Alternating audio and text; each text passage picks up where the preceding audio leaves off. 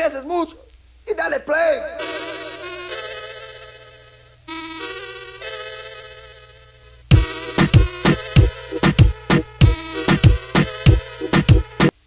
Perros, perras, gatos y lagartijas, bienvenidos a otro episodio de Sin Pensarlo Mucho.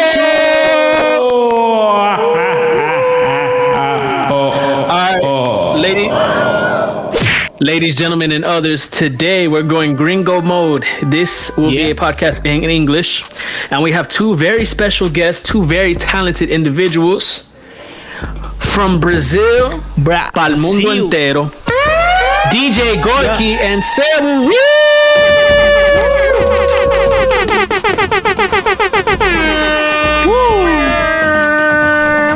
How you guys doing today? Hola. We are good, yeah. We're doing good. Yeah. So how's the weather in Brazil?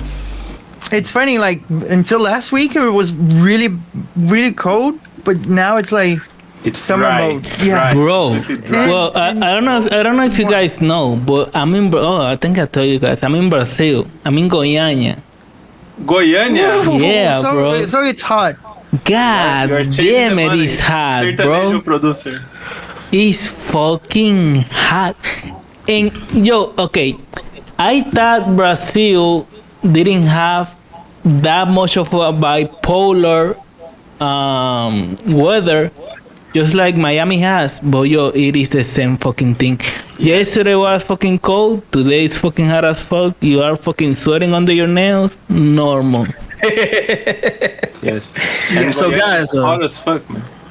So is it something about Brazil that inspires you guys? Maybe it's the weather, you know, the lifestyle. Like, what inspires you guys? Because your music is not the typical sound that comes out of Brazil.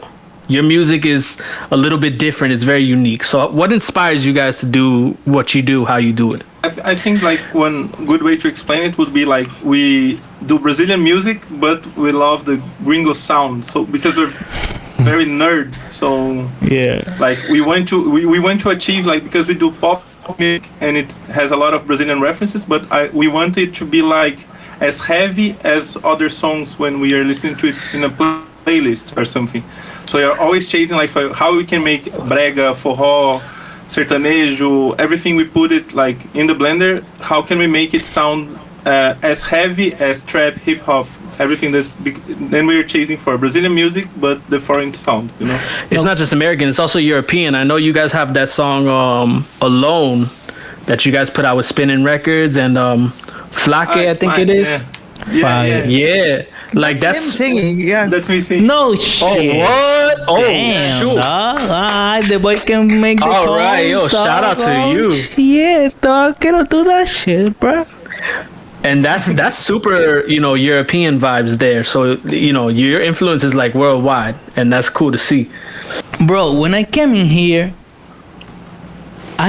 my mind fucking blew the fuck up because sertanejo is bachata as well. Yes. yes. And it's fucking crazy because, bro, bachata is only made. Okay, bachata comes from Dominican Republic. Yes. Yes. And there's only three singers who actually represent that sound. But here in Brazil, every fucking body is doing bachata. And nobody knows that shit. Until I came in, I'm like, yo, what the fuck, bachata? That's so crazy. As someone from the Caribbean, it's crazy crazy. to hear that because you Like don't. Gustavo Lima numbers is like ridiculous. It's huge. Huge. And Prince Royce and all those people, they have features on like Camilo, they collabed with Gustavo, right? Yeah. yeah. The J-Lo song was like one of the biggest global funk hits, like after Bum Bum Tantan and Vai Malandra, I guess. It's one of That's the right. Yeah, dude, crazy. Bro, I love Brazil. Like, I love you guys, man. I love the culture. I don't know. I don't know what. Maybe I was Brazilian in my past life. I don't fucking know. And Are you the food. eating a lot of pamonhas over there in Goiânia? Sorry, what? Pamonha?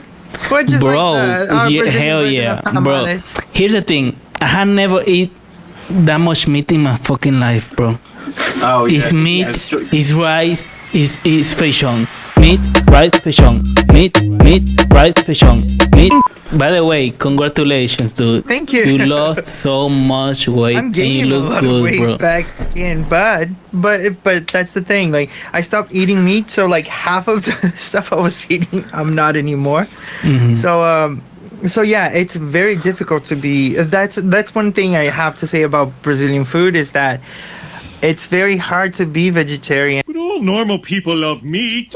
in Brazil. Bro, it's The meat is like really I don't good. even know how the fuck you doing that shit. Bro, I'm not gonna talk more. I'm not gonna talk more about food because if now I'm gonna be fucking hungry in this motherfucker, dog. God damn it, bro. Another thing that I wanted to ask you guys, because funny enough, I posted another post of Alex Borrego. A repost. A repost. Sorry, not fucking English. Hablo inglés. A repost of Alex Borrego like some weeks ago that he posted something that it was very interesting to me, which was a payment to producers of Latinos versus Americans. Oh, I saw that post. And I Which actually said you that- saw it? Yeah. Yes, I said, oh my god, he's complaining, but here's a lot worse. Please Yeah. talk about this. I want people to know how it is in Brazil and how the fuck we can change that shit. Because you guys are 5 times amazing. worse than what you're getting. Like, Yeah. Bro, why? Because Okay, it's like talk to me. you were like complaining. You're like here complaining about this, and we were like looking here and going like, oh, Dali's complaining about this, but what about this? You know? Yes, that was. I said to Dada this. I said like, since most of like because the streaming in Brazil comes majorly from Brazil, so Yeah. we get paid in reais, man. That's like because 5 times worse. It's 5 times worse than like we can do a dollar math because it's going to be unfair. Like So you guys are saying Like a that big time producer here gets about what $10,000 for less than that, $8,000 for like a top producer would get like $8,000 for a production, for like someone. no, but that's like really above the curve, I guess. Yeah. I would say like $2,000 is the regular for That's like the best of the best. The best of the best in Brazil That's is cool. getting Like- $8,000 a track, basically. not even the best of the best. Like when it's like it's very specific song, a for very a like, very big artist that they're going to inject a lot of money, we're going to say like $8,000, but it's too much. dude, and even worse because in reality that's most of the time recoupable. So basically, is not even a payment for your work. Recoupable a lot. Yeah. That's the thing. We always get like a flat fee, and then the percentage is off. We Great that you do that because that's what I do. I do the same thing. But most people don't know and this is something that producers need to know. This is very good. But usually like productions here tend to be like 3%? around $3,000. $3,000 per track. Yeah. Yeah, we say Right. $3,000 per track plus 3%. Crazy, and And 3% is like when we have to like fight a lot Yeah, to they get usually like give the 1%. to get we usually 3%. give like 1%. Yeah. I heard this song and I'm gonna play it, right? Quando eu passo de Hilux, as novinhas gostam. Só porque tenho dinheiro e sou vaqueiro da roça. Ela não gosta de cavalo, só da minha Hilux. As novinhas quando chegam, diga assim, ó. Gosta de gasolina. E elas gostam de gasolina. Crazy!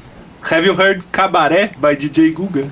No. You can hear that. You're going to like it. Yeah. Now, let me ask you this about this song because it was so fucking interesting to me. This fucking song was huge in the radios and or Spotify, whatever the fuck. I think it was like some weeks ago, some months ago.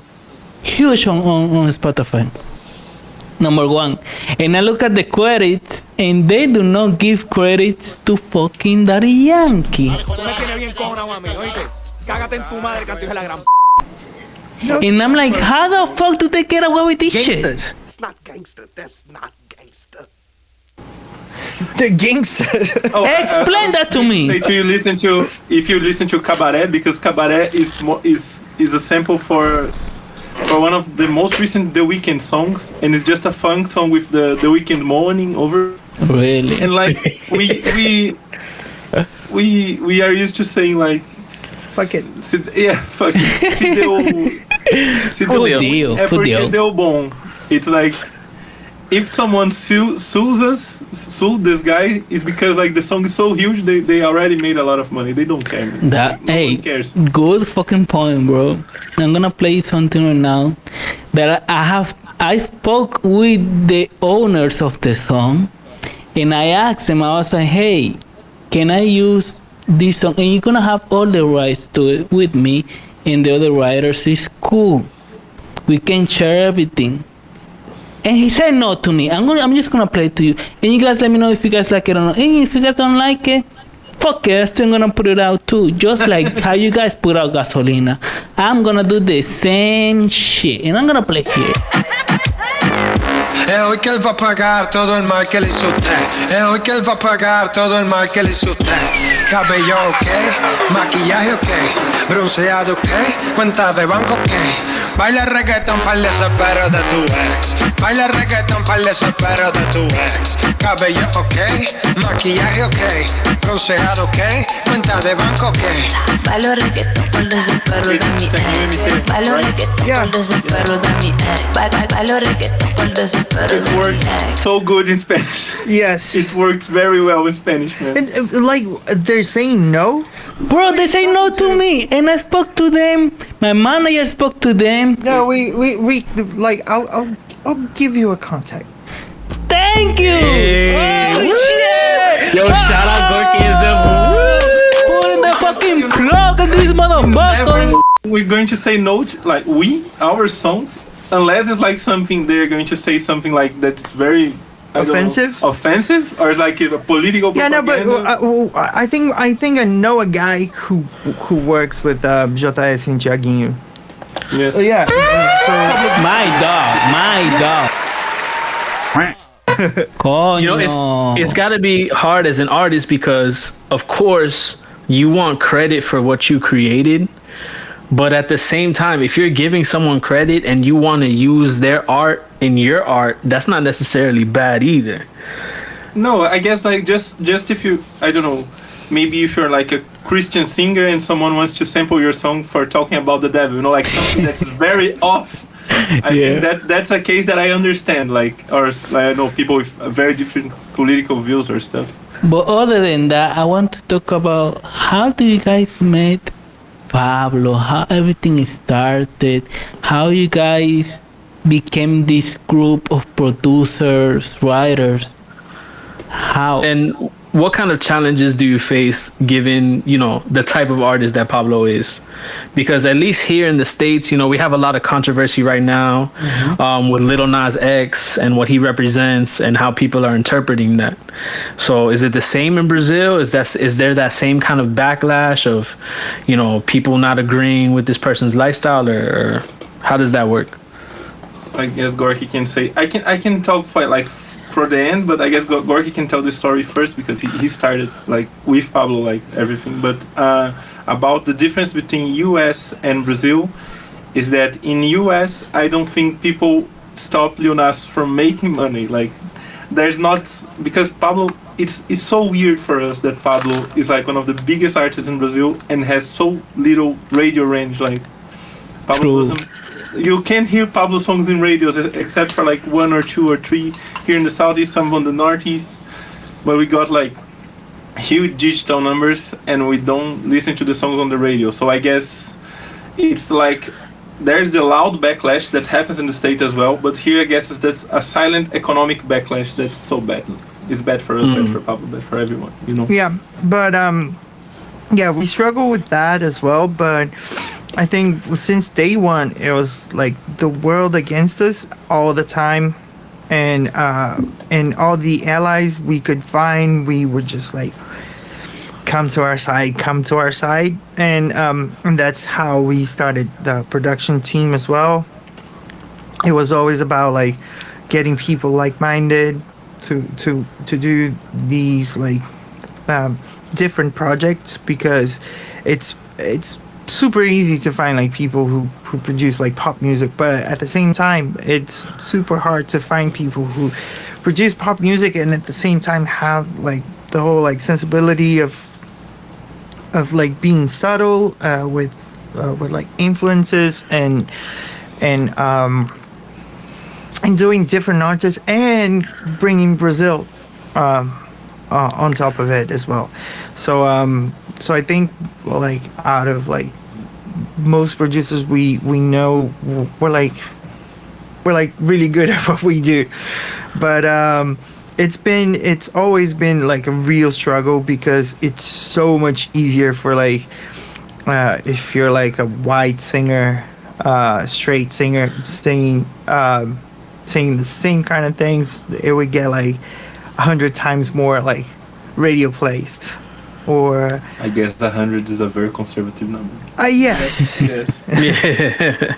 But yeah, it's way harder. But then that's what makes us go like that's what makes us go like even further and stronger, and have like the more people like try to put us down, the more we go, no, this is what we do, and instead of like getting weaker from it, we get stronger from all the backlash. It makes us stronger instead of course it's a pain in the ass, but it makes us stronger and makes us like go. Okay, guys, one last words you guys want to say to these new up and coming Brazilian producers who look up to you guys a lot? Or anything you want to let us know that you got coming down the pipeline. Any last words you want to tell us before we head out of here? Because I know you guys are hungry. We're hungry too. I want to say some stuff from Pablo coming up. There's the Lady Gaga remix. Oh, my boys! Well, yes, sir. Everybody knows. Everyone knows. We just don't know when. Yeah. We just know when it's coming. But we just don't know. Well, I didn't know, so I didn't know that shit, though. Pablo and Lady Gaga. Dope. Produced by That's us. amazing. That's amazing. Shout out. I'm just saying, because we're not gonna get credit anyway. So yeah. Why? What do you mean? Credits here. Well, it's a Pablo remix. It's not us featuring Pablo, but but anyway, it's like it's. Who do we have to go and? We can handle this shit like gentlemen, or we can get into some gangster shit. Who's asked we got a cake, bro? What else? We're like working on the new record, and we're also like starting up like our own label. yes. Dope. Whoa. Yeah. And we all the things we say that we like to do crazy stuff. We're trying to do crazier stuff. Yo, you know what? Wait, so you guys God have bless. any new artists that you guys already have wanting to sign? We have like a few already upcoming, That's a secret. but that's still a secret. Yeah. No, you guys are gonna tell me after we done here. I want to know who the fuck, because I want hey, I'm down to work with you guys on that, bro. Whenever. Sure. It's good. Very Please. good. Yeah. I would love. All right, so before we get out of here, And also, just- my advice would be for like upcoming producers that look up to us and Dale and everybody. It's like, guys, be original. Don't make like, Please. oh, this is something that sounds like blah blah. No, Amen. weird, and we don't mind if it's like fucked up, like if it sounds like shit. If there's like original ideas on it, that's what we're gonna like And about like it. we are in a third world country, so like people are more worried about if the song is good and if it, I don't know, if it played loud enough, it's going to be good. So the ideas are more important than anything. Like you of course it's important to know technical stuff, but like don't waste like a week in the kick, man. Like You know, just do something that you think is going to be fun. And because Brazil is all about like being fun or being emotional, and the emotion is more important than the text. That's true. Yo, fucking facts. Thank you for saying that, because I think what the world needs now more than ever as far as art is more originality. So shout out to DJ Gorky and Zebu. Woo! Ladies and gentlemen, this has been Sin Pensarlo Mucho. Thank you guys. Bye. Thank you.